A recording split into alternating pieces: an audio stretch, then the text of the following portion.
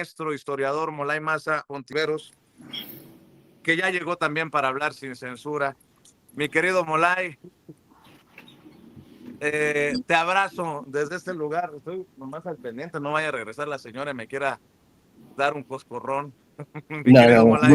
Aquí te aviso, desde aquí veo hacia ¿Cómo tus espaldas. estás? Bien, ¿qué tal, Vicente? Gracias por la convocatoria, acá andamos. Pues tú dices, hay un par de temitas, tú dices. Pues está, el tema del momento es Gaza, como siempre, ¿no? Ah, sí. Mientras Estaba haya, viendo. mientras haya opresión, colonialismo, violencia, guerra, hambruna provocada por el colonialismo del ente sionista, el tema tiene que ser Gaza, ¿no? La humanidad está en lucha en contra de la opresión colonial del ente sionista y ahí se nos va el destino de la humanidad, en que triunfe este proyecto del mal, de la perversidad y del terror que es Israel, ¿no? Déjame retomar unas declaraciones. Estaba viendo unas declaraciones del secretario general de la ONU, ¿no? A ver, Sí, déjame sí. ver, por aquí lo estaba viendo. Antonio Guterres. Contra la hambruna, y dice que Israel debe garantizar el suministro de alimentos y medicinas a la población. Creo que es solamente humanidad, justicia. Y si no se hace, pues lo que hemos dicho siempre, hay un genocidio contra la comunidad palestina. Sí, pero yo creo que ahí el secretario general de la ONU se equivoca totalmente, ¿no? Porque ¿cómo le vas a pedir al perpetrador de la violencia, al criminal, al asesino, pues que reparta comida, ¿no? O sea, es un sinsentido. Por un lado, es quererse hacerse, lo digo, voy a utilizar un mexicanismo florido. Antonio Guterres se hace pendejo, ¿no? Pidiéndole al perpetrador del genocidio, al perpetrador de la violencia, que reparta alimento, que reparta comida, que no sea tan malo. Cuando está empíricamente demostrada la perversidad, la maldad, y que el proyecto de Israel es el aniquilamiento de Palestina, el aniquilamiento del pueblo palestino. Entonces, a la ONU, a la Organización de las Naciones Unidas, no le toca estarle pidiendo al perpetrador del genocidio que reparta alimento, no, lo que le toca es intervenir para detener el genocidio. Entonces, a mí se me hace, digo, la ONU nunca ha sido garante de nada, pero forma parte de un sistema internacional que aspira a cuidar que la paz sea condición de posibilidad del desarrollo de los pueblos, ¿no? Después de la Segunda Guerra Mundial ese era su objetivo. ¿Cuál es el problema? El problema es que la Organización de las Naciones Unidas se creó después de la Segunda Guerra Mundial para evitar esto que está pasando en Palestina, ¿no? Para generar condiciones de que ningún Estado, ninguna clase poseedora, ningún poder pudiera abusar de los pueblos al nivel de exterminarlos, al nivel de aniquilarlos, al nivel de quitarles derechos, aplicar una política de apartheid, aplicar una política genocida, aplicar una política de hambruna, como lo que estamos viendo en Palestina, ¿no? Y que no volviera a emerger un Estado hipernacionalista, teocrático, hiperconservador, ¿no? En términos de religiosidad, como lo es el Estado sionista, que es un Estado criminal. Hoy en día el Estado sionista es un Estado criminal, un Estado paria, un Estado asesino, ¿no? Que ha instaurado una cultura y un sistema que avalan el borramiento y el exterminio de un pueblo entero, que es el pueblo palestino, y se monta en la idea de que ellos tienen el derecho porque son un pueblo elegido y por lo tanto son un pueblo superior, racial y teológicamente superior, y que por lo tanto pueden aniquilar a quien se les ponga enfrente. Eso se llama nazismo, ¿no? Y ahora es sionismo, y la Organización de las Naciones Unidas fue creada para que no volviera a existir una cosa de este tipo, y pues es un momento en el que ha fracasado totalmente, ¿no? ¿Qué ha hecho bien la Organización de las Naciones Unidas? Pues tener a Francesca Albanese, que es la relatora de la organización para el tema palestino, y que ha elaborado dos informes importantísimos que documentan, explican cómo se configura el genocidio y cómo el genocidio se articula con el conjunto del sistema capitalista global. Eso es lo que ha hecho hoy en la Organización de las Naciones Unidas. Pero Antonio Guterres hace declaraciones que pecan de inocencia o que pecan de imbecilidad, ¿no? Hay que decirlo también con todas sus letras. No sé en qué planeta vive ese señor, pero lo está haciendo muy mal. Y había hecho declaraciones menos desafortunadas, ¿no? Por ejemplo, declaraciones donde reconoce que Israel está cometiendo genocidio, donde reconoce que Israel está provocando el hambre y que el hambre la está utilizando como arma de guerra, y donde exige a Israel que detenga el genocidio, que detenga la violencia.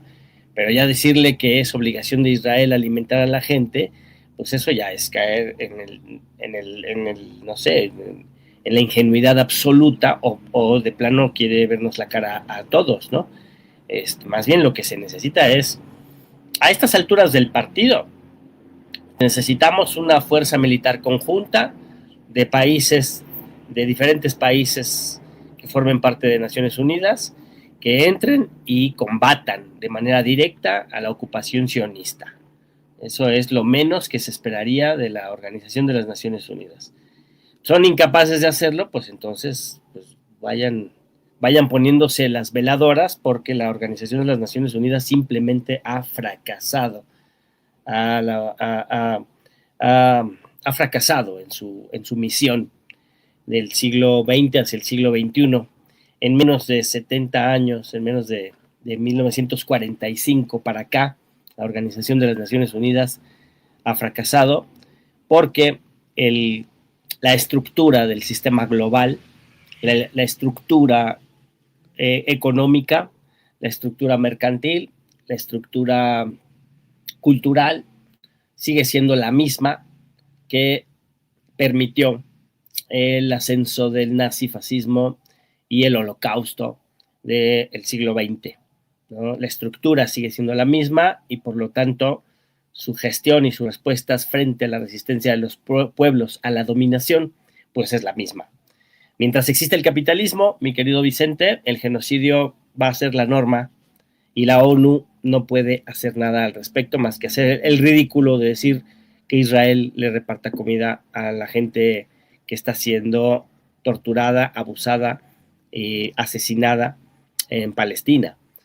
Lo otro es que el pueblo palestino tiene derecho a resistir y tiene organizaciones para resistir y hay resistencia palestina. Y nosotros como ciudadanos del mundo, pues tenemos que observar y éticamente apoyar la resistencia de un pueblo que tiene todo el derecho de usar todas las formas de lucha en todo el mundo que estén a su alcance para echar abajo el régimen sionista. Y eso merecemos darnos una mentalidad amplia, una comprensión amplia para comprender lo que viene, ¿no? Lo que viene en función del derecho del pueblo palestino de resistir, de luchar, de oponerse, de confrontar a su exterminio, ¿no? Porque tampoco es que solo sean víctimas, sino que son un pueblo luchando por su liberación. Es un pueblo que está luchando contra el colonialismo y contra el genocidio. Y hay que apoyarlos. Así es, y siempre en solidaridad. Molay, también quiero preguntarte tu opinión acerca de esto que se destapa ayer con la reflexión, el planteamiento que le hago a la presidenta de una campaña que hemos advertido, creo que hasta lo hemos platicado contigo, de la derecha internacional contra México, porque México es la punta de lanza de estos gobiernos progresistas, los resultados de la lucha contra la pobreza. Y bueno, tenemos a Lili Telles que va a Fox News, al programa de la esposa de un miembro del gabinete de Donald Trump. Tenemos lo que está ocurriendo en el conflicto entre Estados Unidos y Venezuela. Ya también Gustavo Petro dijo, se le aplican a Venezuela y nos van a llevar a nosotros también. y esta reflexión que hace falta que haga la guía moral y ética del segundo piso de la 4T, la presidenta. A la brevedad buscaré que nos la comparta, ¿no?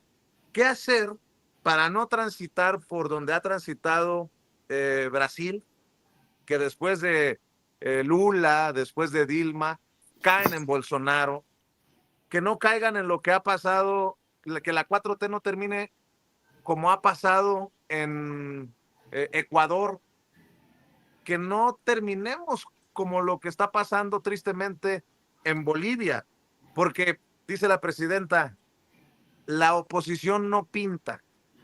La Bueno, derecha. ponle que la oposición o la derecha o los conservadores no pinten. Bueno, pues entonces, ¿qué hacemos para que una lucha intestina, para que los saloneos al interior del movimiento no terminen provocando lo que estoy exponiendo? Y estas campañas de la derecha internacional para hacer la zancadilla que no pueden meterle los del PRIAN a nivel doméstico, querido Molay. Sí, es un súper tema porque efectivamente, como dice, yo decía, ¿no? A modo de chascarrillo, pero también como una forma de criticar a la derecha en México, su más elevada exponente intelectual es esta reina, ¿no? Reina Aide.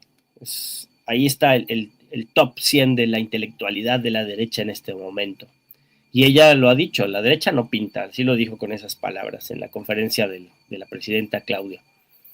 Y sí, o sea, la derecha formal, ¿no? La derecha en términos de un proyecto de usurpación nacional, un proyecto apátrida, ¿no? Que encabeza ahorita la persona más nauseabunda que podía surgir, que es Lili Telles, ¿no?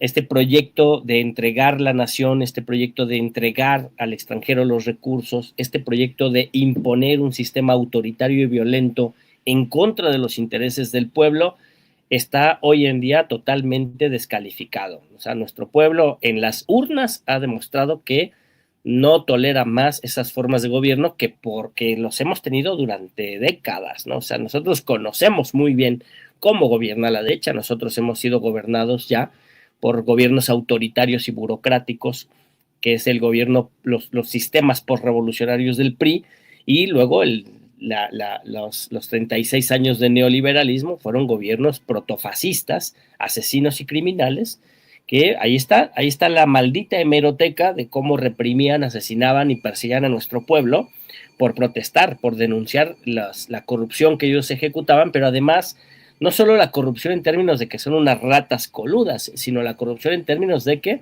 hacen una transferencia de riqueza de lo público hacia lo privado y hacen un saqueo de los recursos naturales y de la fuerza de trabajo de nuestro pueblo para satisfacer y acumular riquezas en unas cuantas manos y dejando a 50 millones de pobres en el camino.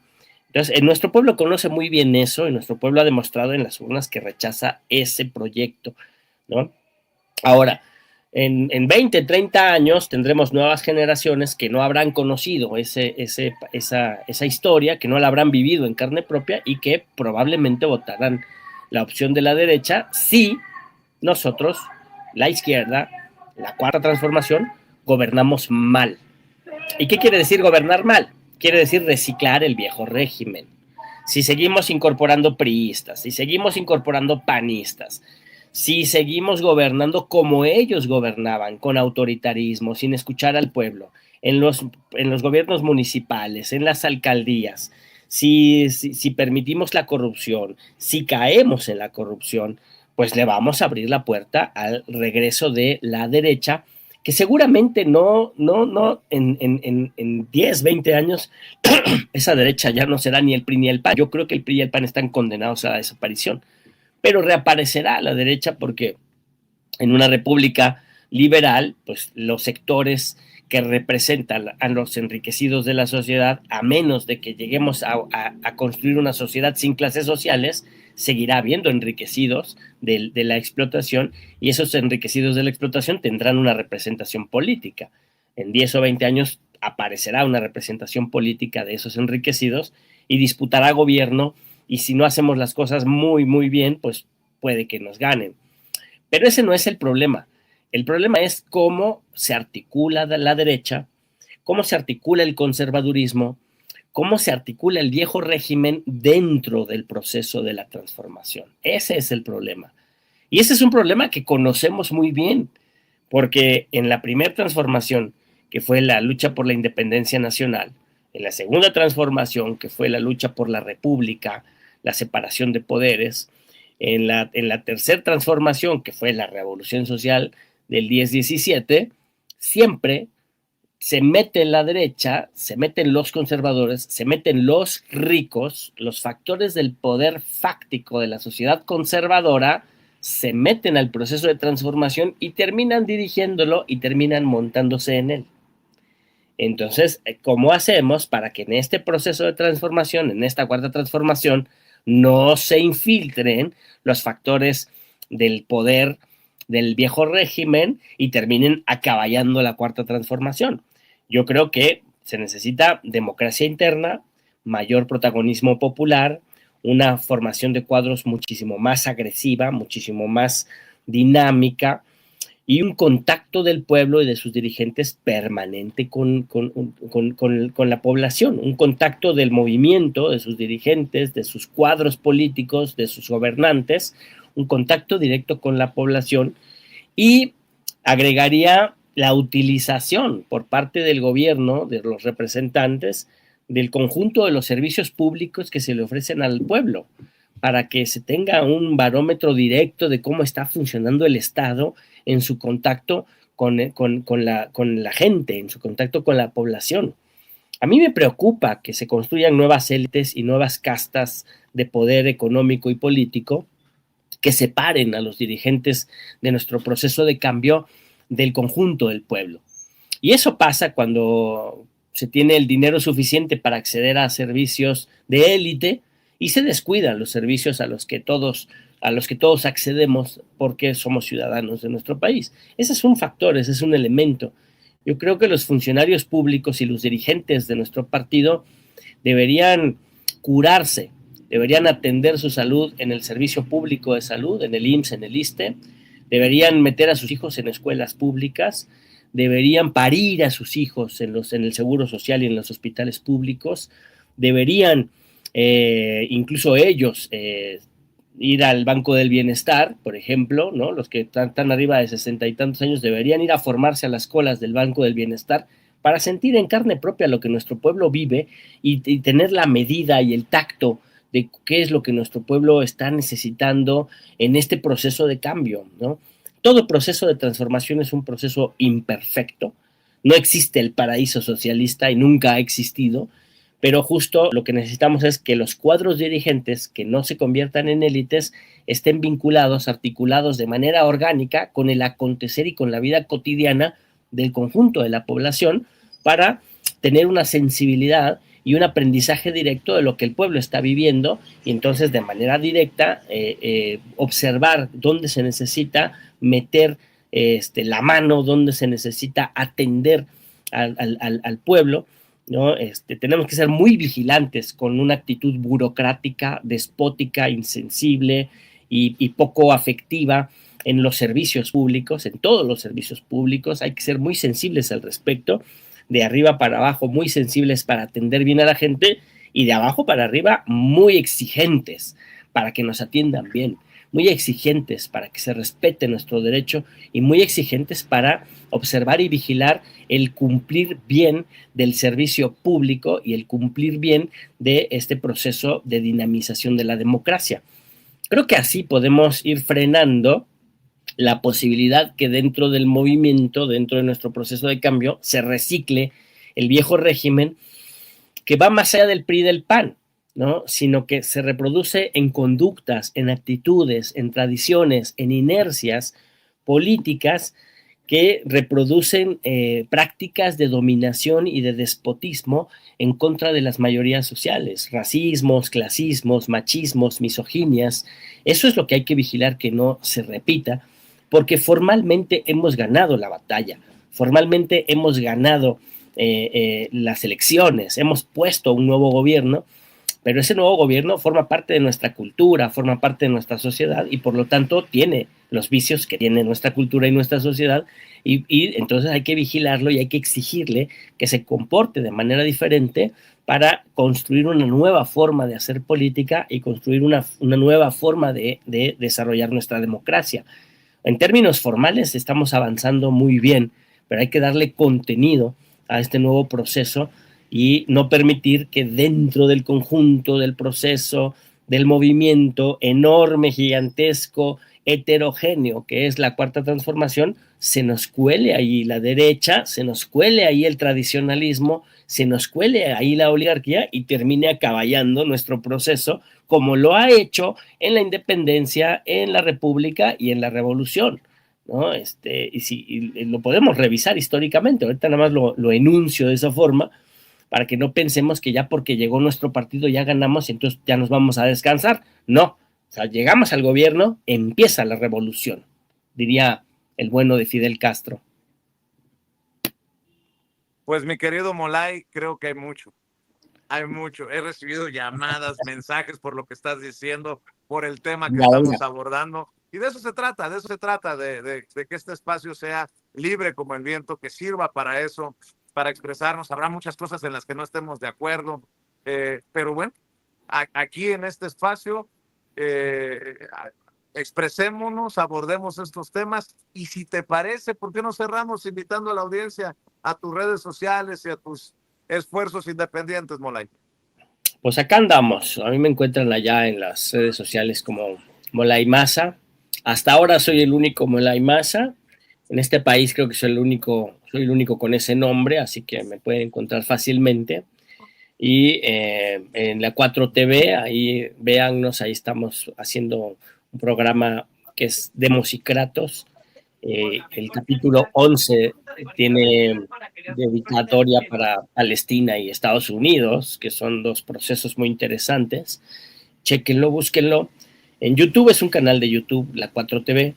Ahí estamos chambeando, haciendo entrevistas y ahí nos encuentran. Y sobre todo, yo me explayo y ¿cómo se dice? Me desahogo acá emocionalmente en las opiniones que me piden ustedes, camaradas, acá en Sin Censura y en otros espacios ahí con Toño Ruiz y con los camaradas de Desde el Norte, ahí es donde me pueden encontrar, ¿no? O sea, más bien ahí es donde yo me desenvuelvo acá con ustedes, acá donde me invitan, les doy mi opinión sobre la realidad que observamos y invito a toda la raza, a toda la gente a organizarnos, a desarrollar nuestra conciencia crítica a partir del estudio y de la discusión colectiva y a movilizarnos de manera organizada y consciente, movilizarnos para que nuestro país y el mundo vaya proyectando un futuro para todas y para todos, superando esta condición de la humanidad tan dolorosa y tan miserable